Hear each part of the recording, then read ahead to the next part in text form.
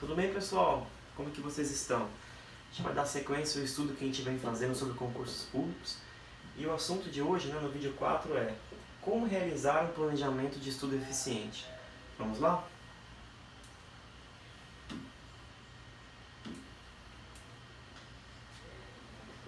Os vídeos, os primeiros vídeos, só recapitulando o que eu acho importante. Primeiro, eu falei sobre a decisão de se tomar para começar a estudar para um concurso público. O vídeo segundo, eu falei a respeito de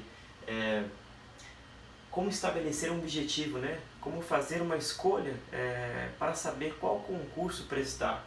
E essa escolha também estava vinculada aos vídeos 3 e 4 que eu realizei, que tratavam sobre analisar a sua situação pessoal e como organizar o seu tempo disponível.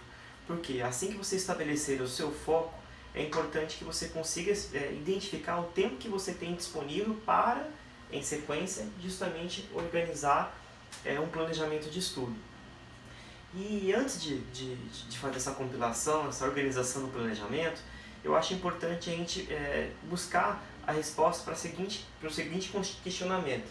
Quais outras informações são necessárias para você elaborar o seu plano de estudo?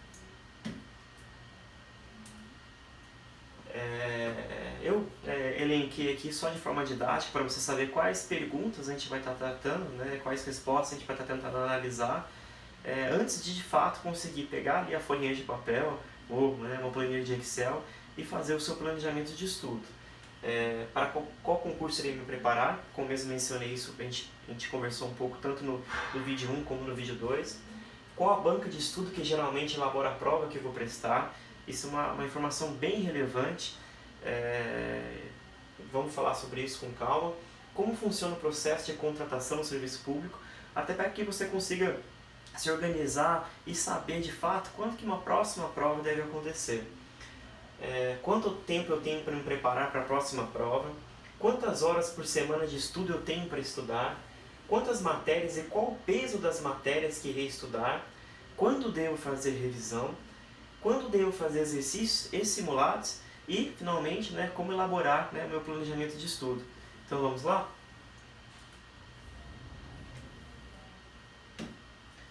Para qual concurso irei me preparar? Isso eu venho falando repetitivamente para vocês que é uma decisão muito importante. Eu acredito que a diferença de uma pessoa que consegue alcançar a aprovação mais rápido é justamente o foco.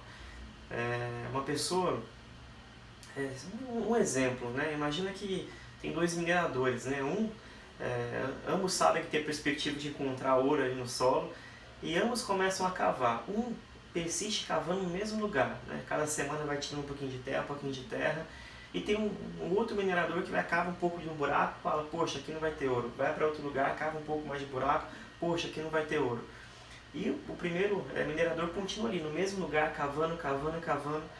Quem você acha que vai conseguir alcançar o ouro primeiro? De fato, aquele que persistiu, que gradativamente foi retirando a terra, ele vai conseguir alcançar o ouro. Então por isso que eu falo, se você tem foco, você consegue de fato encurtar o seu tempo de preparação até a aprovação. Nada adianta você ficar migrando de um concurso para o outro, porque você nunca vai ter tempo de estudar da maneira necessária, de adquirir o conhecimento necessário para passar e ser aprovado num concurso.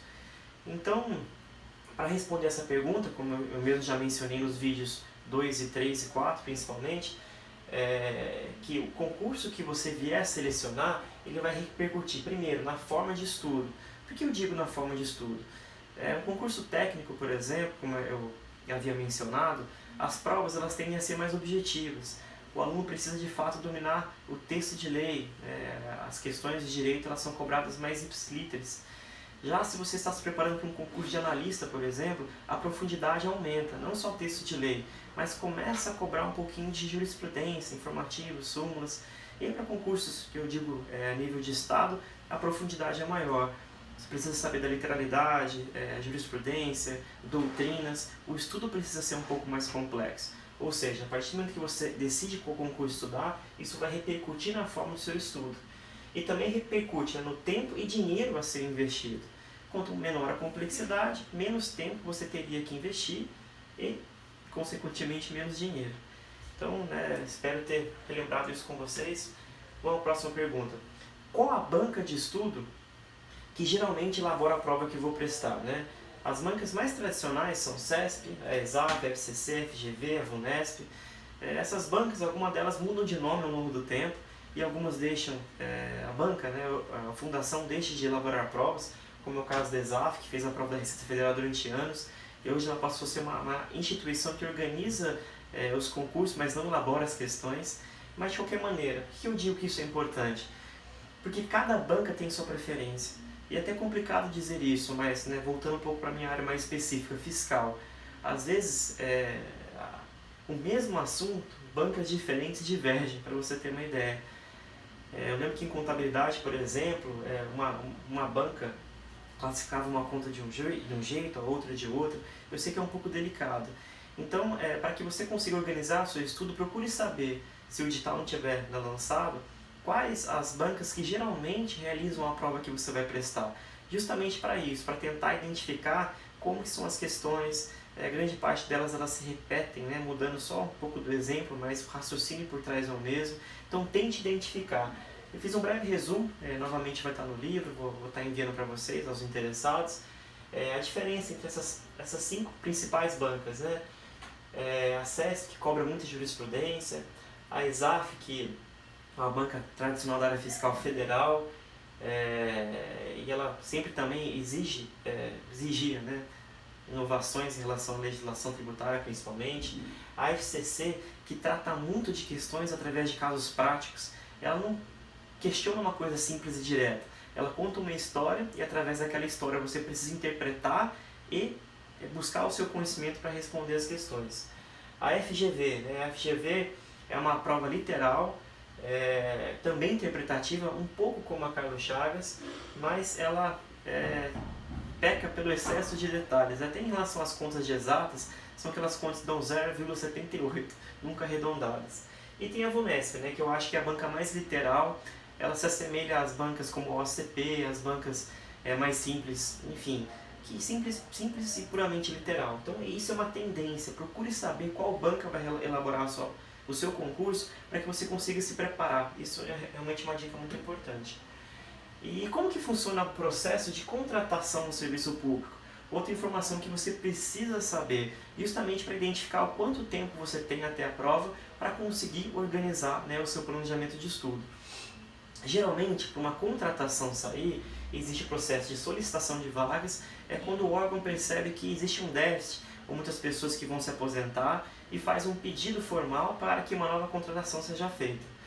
Aprovação pela Secretaria de Gestão, seja município, estado ou até a União, existe uma secretaria que cuida dessa parte de gestão de pessoas, que faz a avaliação da necessidade, da viabilidade, questão orçamentária, e quando essas questões são vencidas e a banca tem orçamento para contratar, começa o processo de contratação de banca examinadora, que geralmente é um processo de licitação e aquela mais apta a realizar a prova ganha.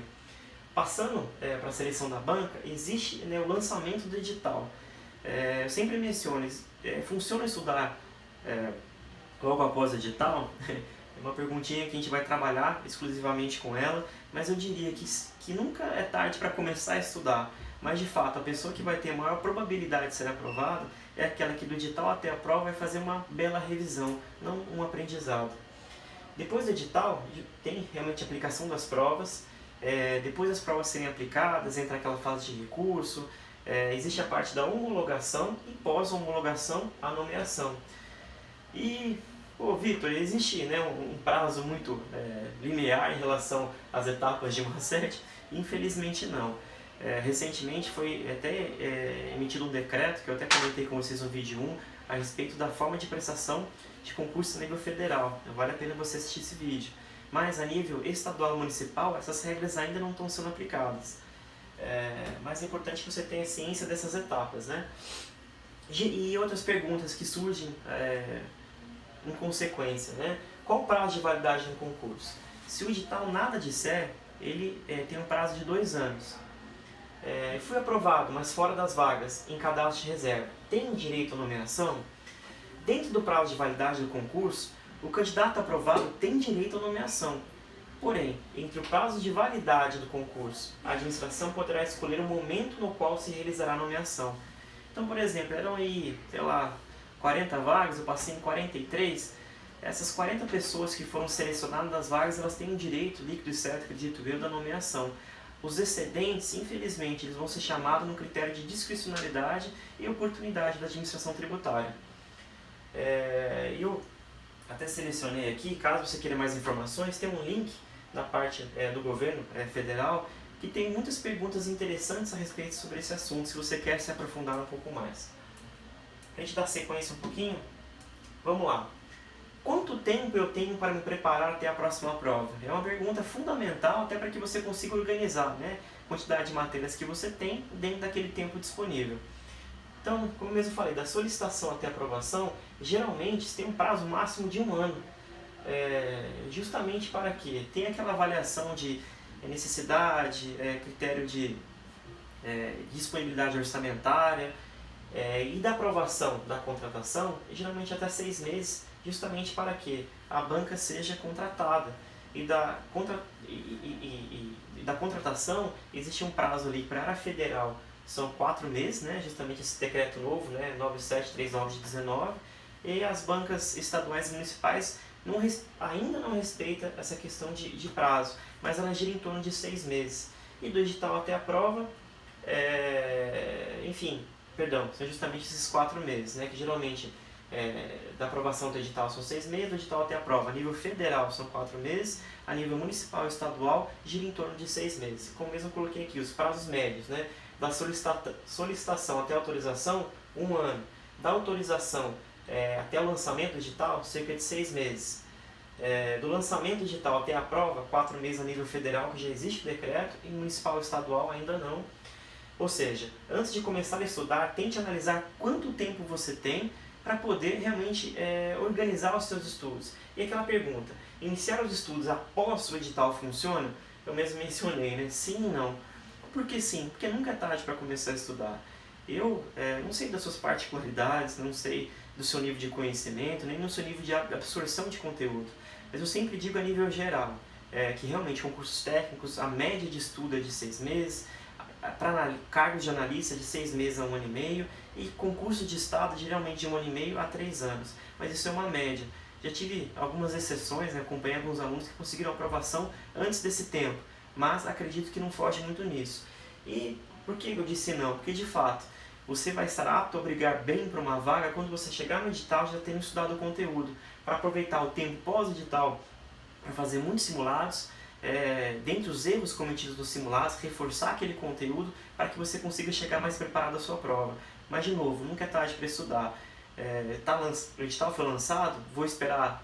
Enfim, não. Comece o quanto antes, mas tenha consciência de não se cobrar tanto, até porque de fato 4 meses ou 6 meses para uma prova de mais de 20 matérias é um pouco complicado. Agora, passando um pouquinho mais a parte de organização técnica dos concursos. Quantas horas por semana eu devo estudar? Primeiro, essa pergunta ela tem que ser muito condizente com a sua realidade. Se você tem a disponibilidade de estudar o dia inteiro, de fato, o seu estudo vai virar como se fosse um trabalho, você tem que levar com a mesma seriedade.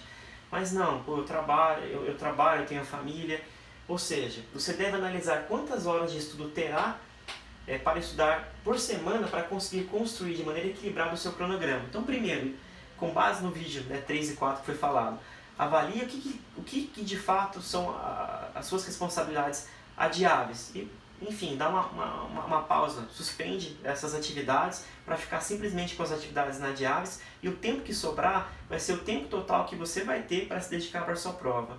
Principalmente fim de semana, feriados, como eu mesmo falei. O caminho é árduo, mas ele traz muitos bons frutos. Ou seja, enxugue as atividades, veja o tempo que sobra e esse tempo que sobra é justamente onde você vai dividir as matérias a serem estudadas. E quantas matérias e qual o peso dessas matérias que eu teria que estudar? Então, novamente, nem todas as provas elas têm peso diferente, mas existem os concursos mais simples, as matérias têm o mesmo peso, mas à medida que a complexidade dos concursos aumenta, as matérias passam a ter o peso 1 e o peso 2. Matérias de peso 1, cada acerto, 1 ponto. Matéria de peso 2, geralmente cada questão que você acerta daquela matéria você consegue o dobro de pontuação. Isso é importante justamente para você identificar qual matéria você deve priorizar em relação às demais. Se o concurso que você está se preparando existem metade das matérias que tem um peso 2, então de fato não é por acaso e você precisará teoricamente estudar o dobro do tempo que você estuda as matérias de peso 1. Então mesmo eu coloquei aqui, né, as matérias de peso 2 devem ser prioridade. Peso único, ou seja, é o mesmo peso. Então a matéria com o maior número de questões você deve estar mais recorrente no seu dia a dia de estudo. Acredito que uma pessoa que trabalha e tem geralmente 3 horas, pode vir a ter geralmente 3 horas de estudo por dia. Se você estudar 3 horas de estudo na semana, mais 6 horas no final de semana, você vai conseguir estudar 20 horas semanais. Eu acho que isso é um tempo muito razoável. Você vai estar praticamente no mês alcançando aí mais de 80 horas estudadas, o que é realmente muito interessante. E dentre essas 80 horas, como eu mesmo mencionei, você deveria pegar metade do tempo dessas 80 horas e distribuir entre as matérias de peso 2. Mesmo que essas matérias sejam, por exemplo, 2, 3 no total de 10. E a outra metade distribuir com as matérias de peso 1. Por que eu acredito que essa distribuição funciona melhor? Porque se você deixar para estudar uma matéria por vez, quando você chegar na terceira matéria, se você não tiver uma revisão eficiente, você já esqueceu a primeira. E infelizmente, grande parte das pessoas é difícil controlar o tempo e se a gente começa a estudar ficando com uma necessidade muito grande de ter revisões, você pode acabar se perdendo. Então acho que o crescimento uniforme das matérias é a maneira mais eficiente de estudar. Como mesmo mencionei, pega a totalidade de questões, divida ao longo do seu tempo, priorizando as matérias de peso 2 e vai estudando uma aula por vez. Poxa, e de forma gradativa estuda um pouco, para, revisa, um pouco, para, revisa. Vou falar um pouquinho sobre isso nas próximas questões, mas novamente, reiterando tudo, repetindo tudo que foi falado.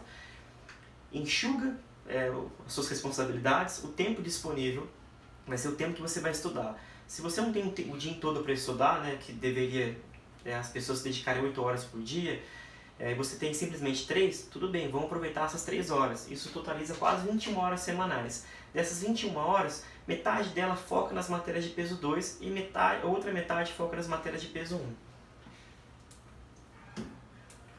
E agora outra questão, quando devo fazer revisões? Existem revisões periódicas. E que seriam essas revisões periódicas? É você deixar, por exemplo, de segunda a sexta para estudar, sábado para fazer revisões e domingo descansar. Eu acredito muito nesse sistema de estudo, porque se você conseguir estudar com qualidade ao longo da semana, é sempre bom para você tirar um dia para você fazer o seguinte raciocínio. O que eu aprendi ao longo da semana? Quais foram as questões que eu errei? Quais foram os conteúdos que eu tive menor aproveitamento? Para nesse dia você revisar o que aprendeu, refazer os exercícios que errou e também tentar reler um pouco daquelas questões que você teve um rendimento menor. Então essas são as revisões periódicas e de fato elas funcionam para os concursos que têm um maior número de matérias. E por que o maior número de matérias? A gente vai chegar lá. Por causa das revisões cíclicas. Existe um outro tipo de revisão que as pessoas denominam revisões cíclicas, que é justamente aquela. Eu estudo, depois de 24 horas eu reviso, depois de 48 horas e assim por diante. É bacana esse sistema de estudo, só que se você tem que estudar muitas matérias, vai chegar um momento que você vai perder mais tempo revisando do que avançando. Então se você estuda um concurso técnico, por exemplo, eu acho que essas revisões cíclicas podem funcionar. Como mesmo mencionei aqui, segundo estudou português, verbos e morfologia, daí 24 horas depois, você vai ter que revisar, verbos e morfologia, você estudou direito civil e sucessões. Daí, no dia seguinte, você vai ter que revisar essa matéria e estudar mais uma. A primeira semana até parece uma coisa organizada, porque você vai fazer uma matéria nova e estudar a matéria do dia anterior. Mas olha a semana seguinte. Cada dia você vai ter que começar a revisar muitos assuntos. Ou seja, na segunda-feira seguinte você vai ter que revisar, é uma semana, você vai ter que revisar contratos, na quarta-feira revisar a parte de matemática, e o tempo para estudar os assuntos novos, você acaba não tendo.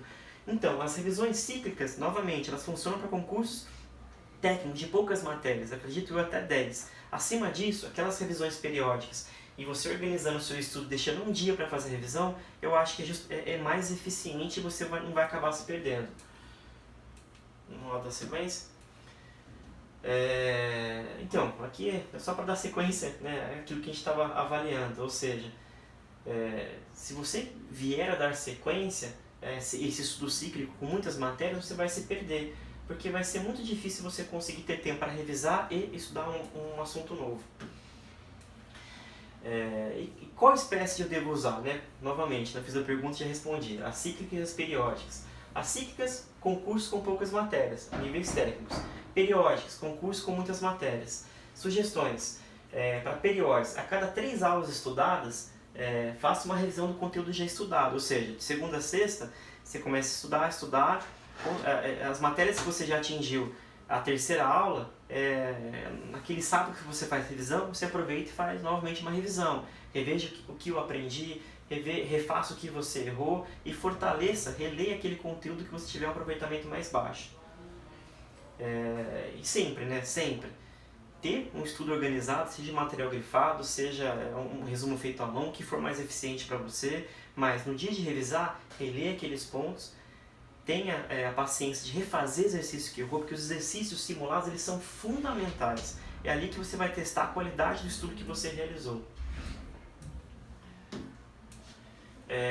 Quando devo fazer exercícios simulados? Como eu mencionei, sempre. Eu acho que exercício, sempre que você estudar um conteúdo, no final do estudo, faça exercício. Sem consulta, se obrigue a ver o quanto você aprendeu ou não, separe aquelas questões que errou, identifique os assuntos que você está mais fraco, para a próxima revisão você fortalecer isso. E simulado, que é a diferença de exercício e simulado. Exercício você faz, como eu mencionei, logo após estudar o conteúdo. O simulado não, o simulado você vai realizar de formas pontuais, né? Eu indico geralmente uma vez ao mês, para que você simule uma prova. Que você pegue, né, o mesmo número de matérias do concurso, o mesmo número de questões, o mesmo tempo disponível para que você consiga sentar e resolver a prova inteiro. Porque é muito comum você ter um aproveitamento melhor em exercício, que você faz logo depois que você estudou, do que um simulado, que você vai ter que se obrigar a relembrar de assunto que você estudou praticamente ao longo do mês. Ou seja, exercício faça sempre. Terminou de estudar, faça o exercício. Nas revisões, refaça os exercícios que você errou. E simulado, no mínimo uma vez ao mês. Você pode pegar provas anteriores para testar, mas tem enfim, se teste apenas no conteúdo que você estudou, ou você mesmo pode elaborar cadernos de questões em inúmeros sites para você estar fazendo esses simulados de forma mais recorrente. E como eu devo elaborar, né, o planejamento de estudo? Você tem que pegar todas aquelas respostas que foram utilizadas e servir como base para você colocar no papel. Quanto tempo eu tenho para estudar durante a semana e o final de semana? Ali você vai disponibilizar e escrever no papel. Quantas horas segunda, terça, quarta, quinta, sexta, sábado e, novamente, domingo, caso você não conclua o seu conteúdo como um todo. Irei realizar revisões cíclicas ou periódicas. Se for revisões cíclicas, porque seu concurso tem poucas matérias, já organiza o seu mês ali. A matéria de segunda você vai revisar no dia seguinte, a de terça, na quarta-feira, e organiza o seu planejamento antes de começar a estudar. Geralmente é interessante que no último dia do mês você pare para justamente refazer o seu planejamento e todo domingo, né, um dia antes de começar a semana de estudo, você repontuar esse planejamento.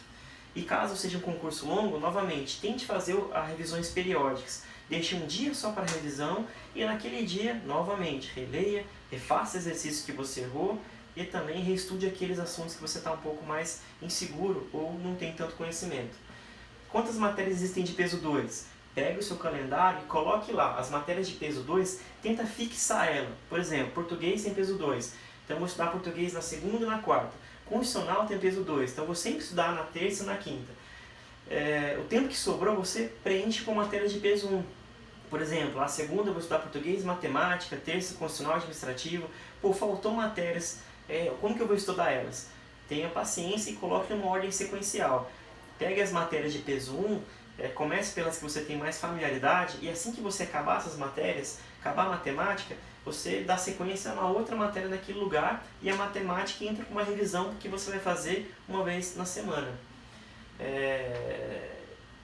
E outra questão muito importante, qual dia eu vou estudar a leitura da lei? No mínimo, tire um dia para você fazer isso. É importante que você estude a literalidade da lei, porque porque 70% de uma prova, mesmo de nível de estado, como eu falo mais complexo, elas não fogem do texto de lei. Eu estudava muito no ônibus, no metrô, eu estudava muito na hora do almoço, ou seja, antes de dormir, eu tentava ganhar aqueles minutinhos para eu conseguir estudar um pouco mais. Então, dicas, né, para finalizar. Sempre faça exercício após o conteúdo. É justamente para você testar a forma que você absorveu. Errou? Não fique preocupado. Releia ali os comentários dos professores, se o material tiver, e separe aquelas questões para revisão. Sempre separe os artigos de lei e súmulas citadas em aulas ou formulários. Vou até reler aqui. Sempre separe os artigos de lei e súmulas citadas em aula, quando for matéria de direito, e as fórmulas, se for matérias de exatas, para revisões. Como que isso funciona? Eu tinha um hábito de, assim que eu terminasse uma aula, se fosse de direito, eu dava Ctrl F, que é o Ctrl Find, de procurar, e escrevia ART, né, artigo ponto. Ele selecionava todos os artigos que apareciam no texto. Aqueles artigos apareciam não por acaso, porque eles eram os mais cobrados em prova. Então separava aqueles artigos e lia ele com mais vezes do que os demais. E súmulas a mesma coisa. Toda aula que estudar, tenta puxar essas súmulas ou artigos mais repetitivos para você estar reestudando. E fórmulas também. As fórmulas citadas, separa aquilo no arquivo próprio, para as revisões você utilizar as fórmulas e tentar refazer um exercício ou outro. Separe questões que errou para refazer nas revisões. Perfeitamente. Você vai aprender muito com repetição. Às vezes você errou uma vez, mas a próxima vez você já vai estar um pouco mais atento. E quanto mais vezes você repetir, de fato, mais você vai absorver. Ao acabar o estudo de uma matéria, tire um período da semana para revisar aquela matéria, como mesmo mencionei. São 20 matérias, eu só consigo estudar 10, prioriza as de matérias de peso 2, e fora as de peso 2, comece a preencher o tempo com peso 1. Acabou uma matéria de peso 1, pega essa matéria e toda uma vez por semana você vai revisar aquele conteúdo, e outra matéria vai entrar no lugar.